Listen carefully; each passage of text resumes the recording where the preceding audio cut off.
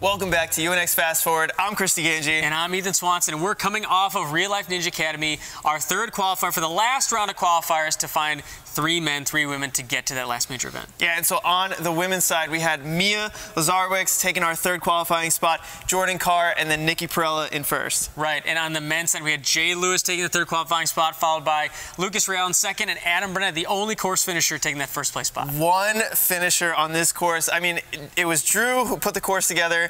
Drew, one of the best in the world. I mean, it's unarguably, and yeah. I think we knew that this was going to be tough. You have to know. It's a Drew Drexel course. He's going to put together things that you haven't thought about before, that you maybe haven't, tried, and there's a bunch of them there, and they're really physically difficult, too.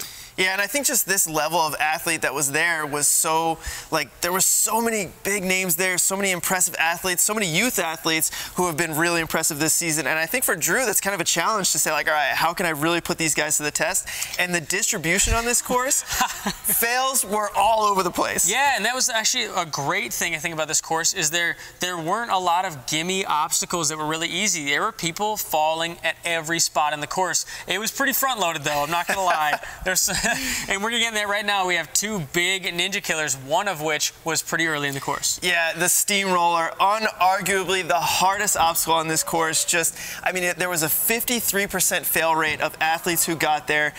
Brutal. So more than half the athletes that got there failed it, and then only a third of the athletes overall got past this point. Right, and that goes to show, the first 4 obstacles were really difficult, because like you said, 2/3 of all the athletes fell in the first 4 obstacles. Brutal. I mean, they were all difficult all across the board, yes. But the Steamroller, in my opinion, definitely the hardest. But we had another ninja killer. Well, I mean, just the Steamroller, too, is it's so difficult because all of those barrels spin. They move up and down. They're on slack line, so when one of them moves, the other ones start to move. And then not only that, but you're looking down, and at some point you have to transition looking up and jump to the trapeze. I think a lot of athletes picked up their head a little bit too early, and now they don't know where their feet are going, and that just drives them right into the ground. Yeah, definitely that element of having to look down at your feet and then look up definitely is a huge chance for you to misplace that last step. And I think we saw that on a few athletes. Big time. But then moving on to our second ninja killer, flight risk, which was the second to last obstacle.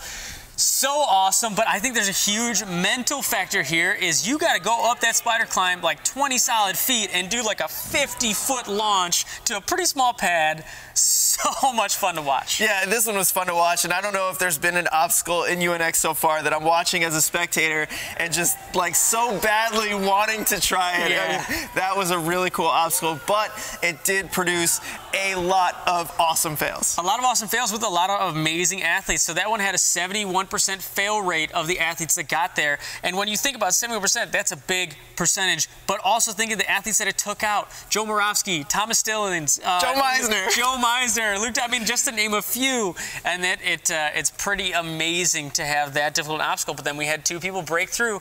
2 out of 7 that got there cleared that obstacle.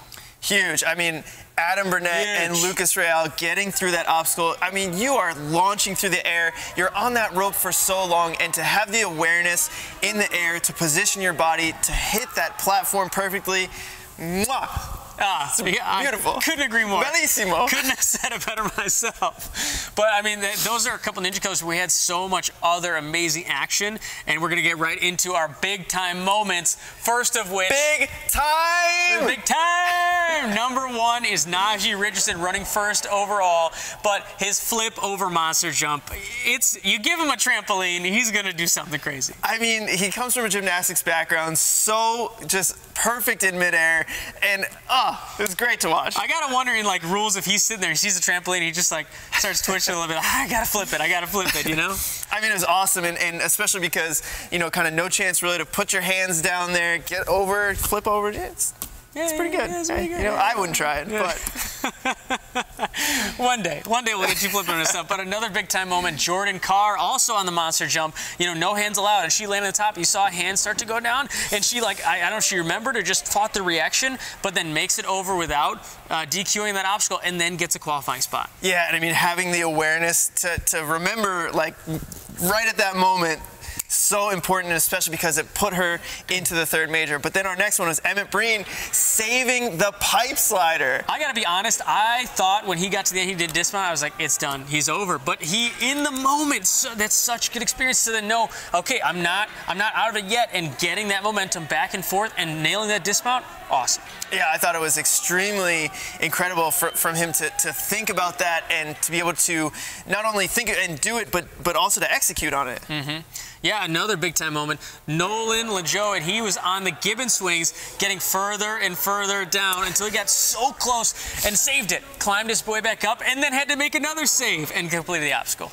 Yeah, those Gibbon swings, one of the cooler obstacles on this course, something you don't typically see as a movement in Ninja, and I thought it was so creative, and I loved watching it. Yeah, speaking of Gibbon swings, Thomas Stillings on the Gibbon swings, it looked easy. It might as well have been just him taking a stroll down the sidewalk. I was literally about to say, it looked easier than him just walking. Like, he looked so comfortable in that movement. It looked, I mean, I was like, what is the point of this obstacle? Because it's just so easy for him to do it. But it's definitely not easy. No way is it that he saw a lot of athletes struggling through it. That's why it's a big-time moment, because Thomas, he popped through really confident. It was great to see. Yeah, and then our next big moment was Lucas Real clearing the flight risk. Showing us it is possible. I mean, so awesome to see. It's such a huge move, and like we talked about, having the awareness to stick that tiny landing. You had to hit the landing and then move off to the side.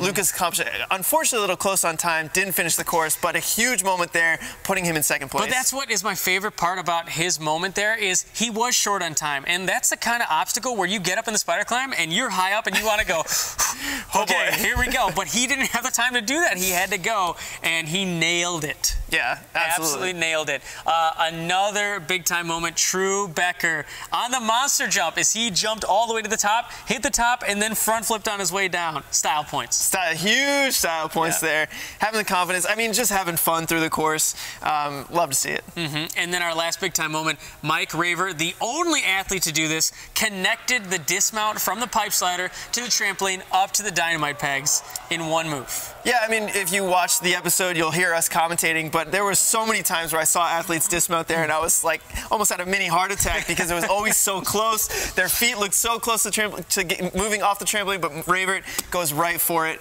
right into the dynamite boards. Love it. Ah, beautiful. Yeah, it's great. And those are our big time moments. Now for our biggest time moments in our UNX top 4. The first of which got to talk about Mark Antiochia on the sinking spider. A double save. Slides down, saves it. Oh, okay, heart attack. And then he starts climbing back, slides down again, and saves it. He must have gotten within inches of touching the ground. Yeah, I mean, especially because those walls bow out, it's so much harder to save because the lower you get, the more spread out your feet are going to be. Yeah. An awesome save for him. Our next UNX top 4 moment, Adam Burnett being the only clear on this course, and so many huge moments, especially his dismount from flight risk, looked easy. Yeah, his dismount looked so perfect. And yeah, being the only finisher, we've only seen this a couple times at UNX qualifiers where there's only been one finisher, but Adam Burnett comes in, puts in a strong performance, and he's the only one. He's the only one. But our next top 4 moment, Blake Firo. I mean, I called it out during the episode. As soon as it happened, I knew that this would end up here as a UNX top 4 moment. Huge one-arm save. Huge one-arm save, but not only just a one-arm save, but a one-arm save on an obstacle that's been crushing athletes the entire time. It's one thing to have a one-arm save, but where it mattered the most. Yeah, I mean, awesome from Blake there to be able to make that save. Gave me a heart attack. But Me too, but he pulled it through, and he kept going up pretty deep into the course. And our last moment is the winner from last week, so we'll see if any of these 3 new UNX top 4 moments from Real Life Ninja Academy can unseat the champion from last week. So make sure you guys go to Instagram, unx.now, and check it out. Vote on the story to see who will reign supreme for next week. Right, but right now we're going into our obstacle highlight, and I hate to say it, but we're highlighting the Steamroller to see even more of all the action from that obstacle, so let's check it out.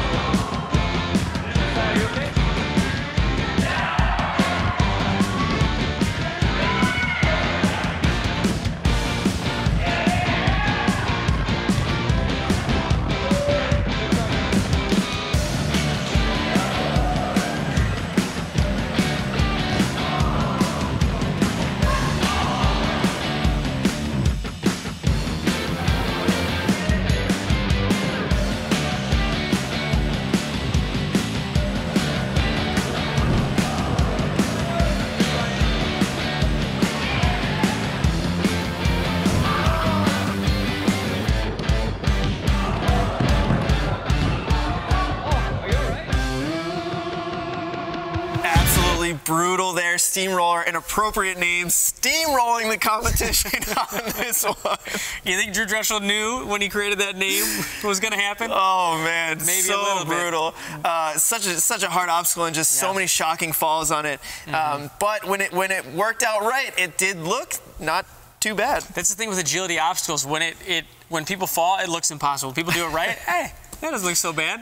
But it is. It's so hard. Terrible. So hard. But, you know, that's all the action from Real Life Ninja Academy in Stamford. And we're looking forward to our last qualifier for the entire UNX season #1, going to be at Jungle Gym in Florida, a course put together by Caleb Bergstrom. Yeah, and there's a lot on the line here. If you want to get into that third major, if you want to add on to your season points, if you want a shot at the championship, it all comes down to Jungle Gym. I just got goosebumps, man.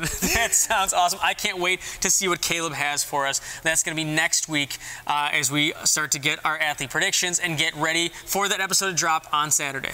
Yeah, so make sure you guys check it out. A lot on the line. It's been so fun, but this is the last one for the qualifiers, and that'll be coming out Saturday, so check it out. For the UNX, I'm Chris DeGangi. And I'm Ethan Swanson. We'll see you guys next time.